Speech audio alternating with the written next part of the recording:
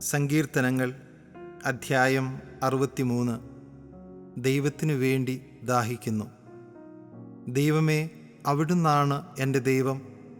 ഞാൻ അങ്ങയെ തേടുന്നു. എൻ്റെ ആത്മാവ് അങ്ങേക്കായി ദാഹിക്കുന്നു. ഉണങ്ങി വരണ്ട ഭൂമി എന്ന പോലെ എൻ്റെ ശരീരം അങ്ങയെ കാണാതെ തളരുന്നു. അങ്ങയുടെ ശക്തിയും മഹത്വവും ദർശിക്കാൻ ഞാൻ വിശുദ്ധ മന്ദിരത്തിൽ വന്നു.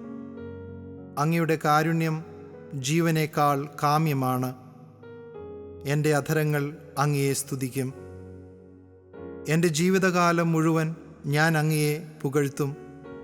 ഞാൻ കൈകൾ ഉയർത്തി അങ്ങയുടെ നാമം വിളിച്ചപേക്ഷിക്കും.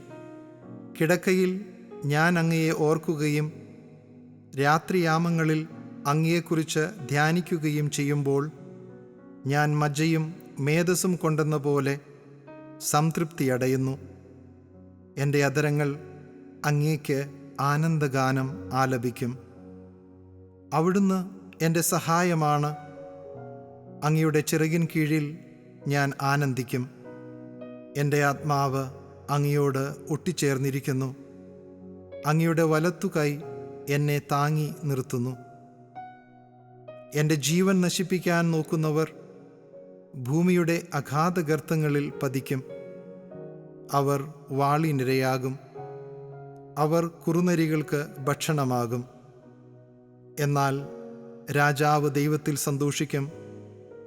അവിടുത്തെ നാമത്തിൽ സത്യം ചെയ്യുന്നവർ അഭിമാനം കൊള്ളും. നുണയരുടെ വായ് അടഞ്ഞുപോകും.